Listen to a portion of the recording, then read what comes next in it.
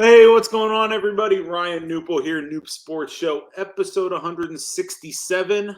We are here today with another special guest who I'm going to introduce here in a minute. But first of all, hope everybody's doing well. Hope everybody's enjoying the beginnings of the summer as we get into June here very, very shortly. We're actually recording this last day of May. But hopefully you have a good summer in plan. We really appreciate you giving us some time listening to this show, digesting it however you are, watching it, YouTube, Spotify, Apple, iTunes, whatever they call it these days. We really appreciate your time and your attention. Without further ado, I'm going to bring on my guest today. Today, I have another special guest, Carter Russ. Carter Russ of Champions Round is with me. Carter, how are you doing today? I'm doing well, Ryan. Thanks for having us. Really appreciate you giving me some time. I cannot wait to dive in and see what you guys are doing with Champions Round. But first of all, man, how are things out in sunny LA? You're out in are you in LA or in California? So I'm in LA. LA, okay. Big surprise, big shocker. It's about 70 degrees and sunny out here. So Same day. I'd imagine you guys in Orlando are probably having something similar, though. You know, it's every day is a sunny day. I mean, we get a lot of rain out here, but it's not rainy right now. So yeah, very sunny here in Florida. But I lived in the East Coast for a while, and I got kind of accustomed to checking my weather app every day when I was there. Bad habits of spending the last 5 years in LA, though. I never do it, and I'll walk out to realize, like, oh crap, it's actually raining. Right, forgot about that. Exactly, it happens. That's weird. Yeah, exactly. Oh. That's funny. Well, cool. Well, Carter, I mean, co-founder, CEO of Champions Round is your current position. That's currently what you're up to. But I want to hear a little bit about yourself in the past. Kind of, what makes you tick? Where have you worked in the past, and what kind of got you to where you are today? Yeah, great. Well, there's a lot of ways I could field that question, but kind of in a nutshell, I think really what was my motivation for starting a company was I've kind of always been the type of personality that when I find something that isn't the way I think it should be, I'm not going to spend too much of an effort looking for it. I'd rather just make it myself. More often than not, you're not going to find exactly what you're looking for. And I had a pretty interesting career journey. I actually started in commercial real estate, working in New York for large real estate developers. And, I was naturally a data analyst, very analytical by nature, and something that served well when I was doing insurance for very large developments. But it became clear that wearing a suit and tie every single day was not going to jive for me. And I actually ended up moving to California, to the Bay Area for about 3 months. And I almost got a job at Bleacher Report. I applied for a journalism position. Okay. I had no journalistic experience, did not have any of the 3 years, requisite, history, really none of the credentials necessary, but I just cold emailed them 3 articles that I wrote that day, and they liked it enough to bring me into several rounds of interviews. Went on for about 6 weeks, didn't get the job, but I realized, okay, sports tech is an area I eventually want to work in. Sure. And, I kept looking around there, but ended up moving to Los Angeles and actually took a job in another passion of mine. I worked for a sustainability company. Okay. Essentially, they were electric vehicle car sharing. Oh, and the cool company. They would partner with large hotels, large apartment manufacturers, anyone that had a lot of units, and would offer one car EV in the garage. And you could just rent that if you live in that community, really for each month. And one, it was a good blend from my previous experience in real estate. Had a lot of the contacts there. But two, I kept wanting to break into tech. Yeah. I always knew it was something I had an aptitude for. Kind of similar to my Bleacher Report experience. My resume didn't say that I had. My resume didn't really exude the experience that I knew I had. I just was always good with computers. It all kind of made sense to me. To my dad, resetting the TV and turning it back on was magic. So therefore, ready for tech, basically. And while I was there, I learned a lot. I was responsible for, setting up their tech systems, fundraising, grant authoring, kind of some policy work. It was their first hire. And prior to that, I had failed my first company. Yeah. And when they were interviewing me, asked what I was looking to get, I told them, well, I just failed. I was 23, didn't know what I was doing.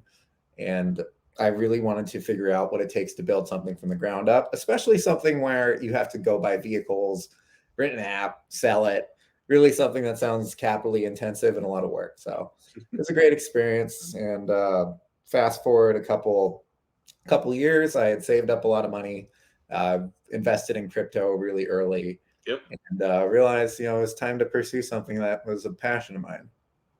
Really cool. So Champions Round was born, right? Champions Round was born. The baby, the child, that I know how it is in the entrepreneurial space when you have a startup and you have something that's like, man, it takes all of your energy and all of your effort to get it going. I want to hear about this journey with Champions Round, but first, just give the audience kind of that elevator pitch of what Champions Round is. Yeah, so Champions Round, we're a sports entertainment gaming company and content company. Mm. One, we really focus on podcasts, articles, really touch points from a variety of creators. Mm-hmm. And from there, we host new ways to play both fantasy sports and sports betting.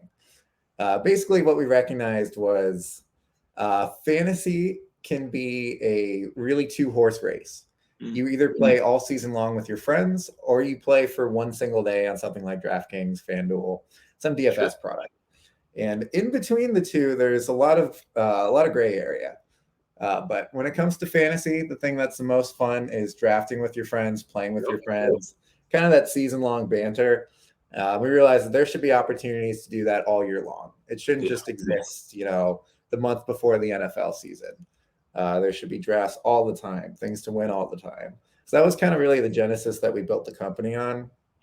But sports betting is really the opportunity for us, and that we're really excited about.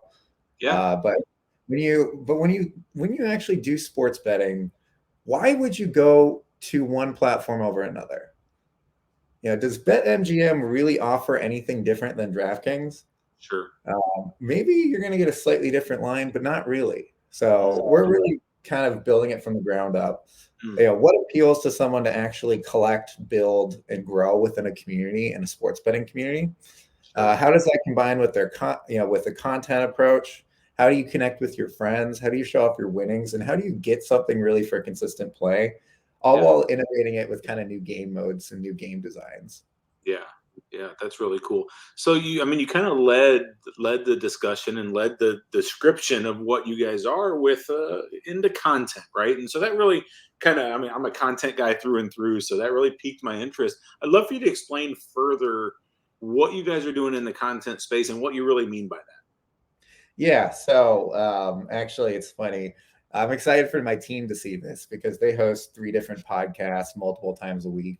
Yeah. And they're the pros. They're not used to seeing me actually out and doing podcasts. So I hope they get me. What's doing a show? Yeah, exactly. And we're a startup. Yeah. If we're going to win in this space, it's not going to be on the backs of $100 million ad spends. And, there's in every single ad you see in this space is, in my opinion, kind of boring. They're all the same thing, promise of X prize, become a millionaire, and it's all kind of static, formulaic. And, the big guys are always going to have more money than us. Sure. Yeah. But what matters as sports fans is, one, connecting with your friends, but two, there are personalities that we all start to love, that we start to follow, that we start to care about, and really focusing on building up, a great team of content creators and personalities. For us, we think is a winning recipe to ultimately grow our app and grow our gaming products. So we have 3 content creators. We're expanding our team now as well. But 3 podcasts a week, posting on social media all the time, doing articles every single day, kind of really the whole gambit. And we do giveaways in which can win signed memorabilia by them, signed memorabilia by actual players, playing their contests. Really kind of that community and content strategy where our personalities are at the forefront of everything. Yeah, because we all know, user acquisition is the name of the game in any of this type of space, and so you're using content really as a vehicle to get people in the door to the app and to what you guys are doing with the game. I mean, it's another acquisition strategy, and I think that's a content is a huge one that I think a lot of startups, to be honest with you, I love that you're talking this way because I think a lot of people miss that because I think they try to go down that route of like, man, I just need to get as much money as possible and then do a bunch of this other stuff. And they kind of don't just start with the basics of like, let's talk about sports and build some content around it and like try to get like people actually engaged with what we're doing. So I really respect and love that you're doing that. Yeah, and if it's a money game, you're always going to lose. Yeah. You're always going to lose on spend. But someone gave me a really good bit of advice when first starting the company, and it resonated with me. It was most founders, especially early on, will hide behind their product as an excuse not to market. Mm, Content is hard and community building is really, really hard. It's a grind. it And there'll is. be a lot of times where you post something and it gets absolutely no response. Mm, You put it out in the world and no one saw it. mhm. Um, but more often than not, you start a company and you'll spend the first 8, 9 months building an app. Sure. You don't need that app to be done to do this work. Mhm, mhm. And yeah, we really made sure we focused on that kind of the grassroots organization, Cool. and they're kind of excited to tie it into a whole brand and a whole Yeah. web. No, that's amazing. So tell me a little bit more about where you're at in the life cycle of this all, with the product and the game and all of this. I mean, just tell me where you're at in terms of, I'm assuming you're live. I'm assuming you have apps out here, but looking at the site, where are you at in the life cycle of this product? Yeah, so we launched our version 1 apps in September, coinciding with this last NFL season. Yep. Cool. We've raised over $3.5 million in seed funding. Hmm. Venture backed, got a few angel groups, went through a few accelerators. Cool. So definitely cleared the early stage hurdles. Gotten to the point where we have quite a few number of users that absolutely love us, play every single contest we put up. We at one point we hit number 6 on the App Store for sports apps. Cool. And it's like what you said earlier. It's really kind of a focus on the unit economics. Yeah. Are you acquiring people at sustainable numbers, and are they actually staying and engaging in your app? Yeah. Why would they? Well, why would they play Champions Round when there's 7 or so basically clones? When everyone's doing DFS or when everyone is building out, a betting platform, where really the only difference is the color scheme. Yeah. Yeah. Well, let's talk about that a little bit, though. Because we're in this space, the sports betting slash fantasy sports. There's so much attention, especially focused here in the United States, where we both, live. The Mm-hmm. attention and the interest number of like companies that are just popping up all the time is astounding to me. And like, talk about that from your side. I realize want to get into something you're passionate about, but did you look at that side of it at all? Like, oh my gosh, there's going to be tons of competition, and like, how are we going to compete? Or did not really cross your mind when starting this? Yeah, it's actually funny you say that because when we first started the company, one, I knew it was time. I felt like I was ready to start something. Yeah, 2, I kind of had a kernel of an idea. I've got this basketball lamp behind me. I'm a massive hoops junkie, yeah, and really the first genesis for starting the company was I got really annoyed when the NBA playoffs started and there was no fantasy. So I was like, all yeah. right, there's like 2.5 months of, I'm gonna fix this. yeah, exactly. So, kind of opportunities. I never expected it to be a really big thing. Met my co-founder at a WeWork, Chase Payne, absolute genius in this space, who's been part of fantasy gaming for, his entire career, whereas Sure. I was coming as a novice to the space.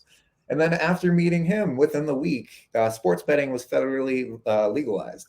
So I was like, Right. oh, this is trending in the right direction. Yes. Serendipity is pointing towards this being something to pursue. So at first I was Yeah. just kind of super excited. Yeah. It wasn't, kind of just talk about the startup journey. It's so easy to start a company early on when Yeah. you're like excited and everything's going well. Um, and then, fast forward a few months where it's late nights, Mhm. things haven't gone well. All of a sudden you're spending money. Uh, realizing that things are going to be bigger and harder than you ever expected.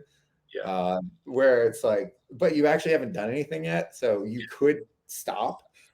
Yeah. Those are kind of the moments where it's like, all right, I guess this is what being an entrepreneur is all about. Yeah. But yeah, it's a competitive space. Yeah. It's a really competitive space. And I was watching an interesting analysis on Netflix the other day about how their time in the sun was very bright, but Mm, realistically they operated in a space that didn't have much defensibility. sure. Yeah, I mean, everyone started a streaming service now, and there Yeah. wasn't anything that Netflix could do other than just offer better content. Sure. Uh, Sure. and quite frankly, lately they failed at it. Yeah. And that kind of really laces into why content is super important for us, while also making sure our games are really different. Mm, Uh, Competition is there's a lot of entrants in this space. yeah. Almost every single day, I find another one. Uh, Exactly. yeah. So it's how do you stand out? How do you make sure if you do ads, are they going to be that boring? Become Yeah. a millionaire. Really making sure you build an entire cohesive brand that really stands out in a unique but succinct proposition. Yeah. I mean, I love that answer because I mean, some entrepreneurs and business owners can get really down and frustrated when there's competition, right? I mean, not really wanting to embrace that competition. Whereas I think if you are a true entrepreneur and business owner, you somewhat have to embrace it. You somewhat have to like welcome it, right? Because we know there's going to be competition. And as a competitor, a business owner and a competitor, which I think any entrepreneur has that competitive spirit in them. I Yeah. think they welcome that and they challenge and they say, okay, bring it on. I'm going to do something better or I'm going to do something different. We just got to figure out how to stand out. You're naive if you think nobody's going to try to come up and succeed with you. And so I love that answer. And I think that mindset is spot on. Thank you. And one thing that's kind of interesting, and I would suggest to anyone that's starting a company not to get discouraged by this.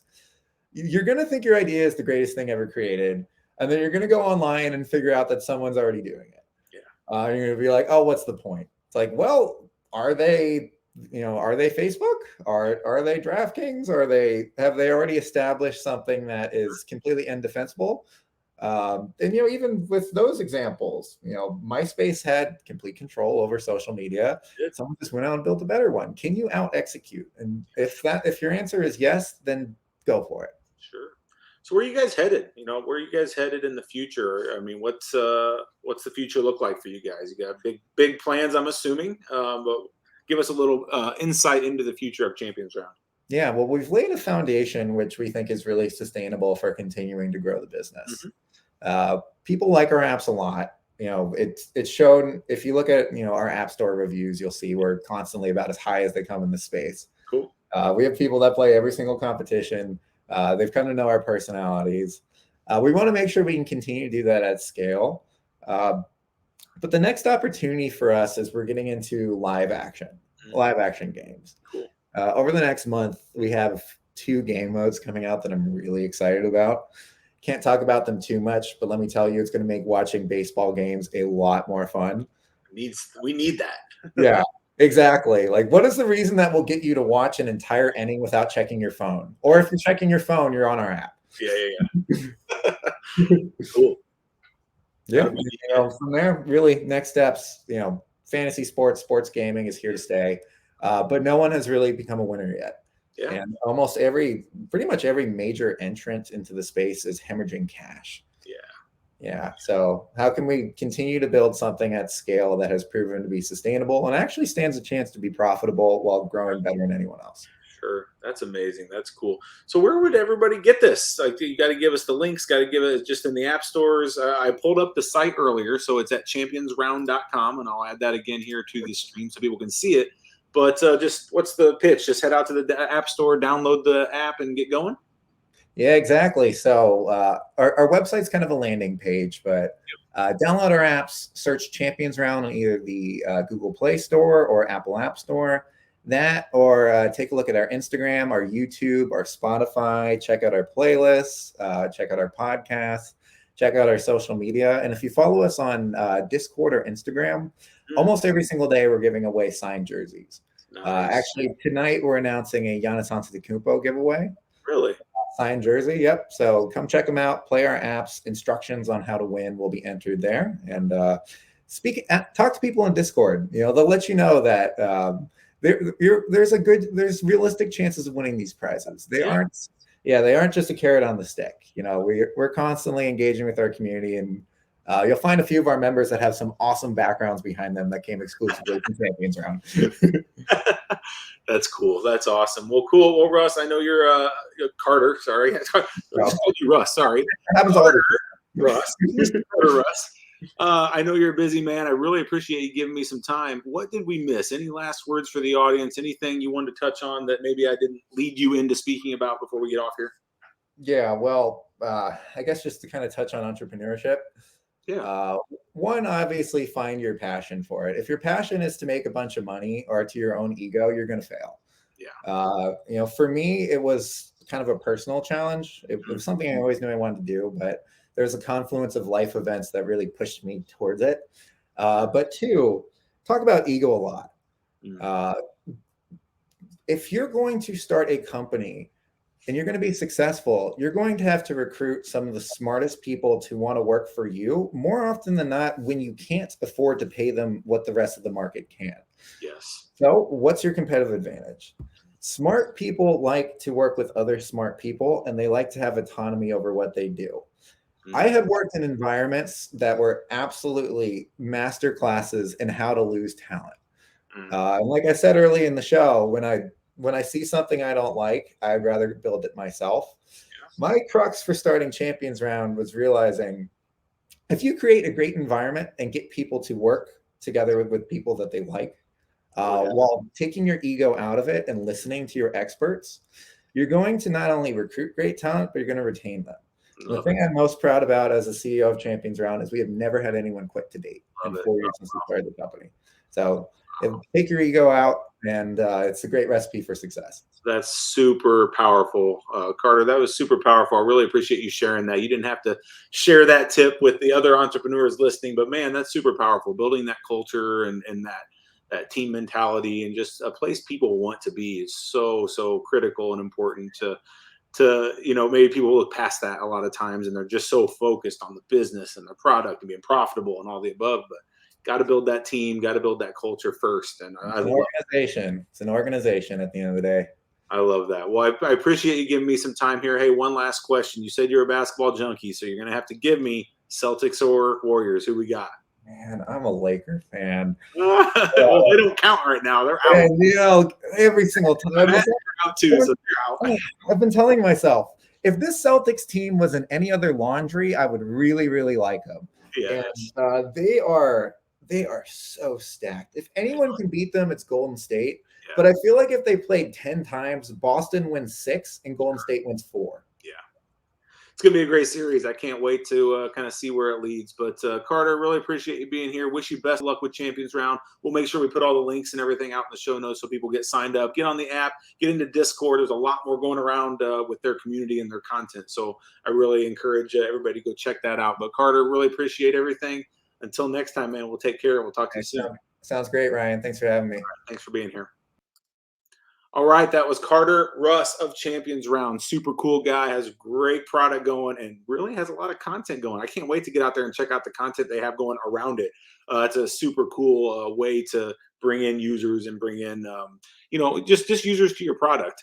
At the end of the day, really encourage you guys to check out Champions Round. Go out to the App Store, grab it. Looks like maybe you can get a $10 on your first deposit. I see claiming on the website, so maybe go out and get that as well.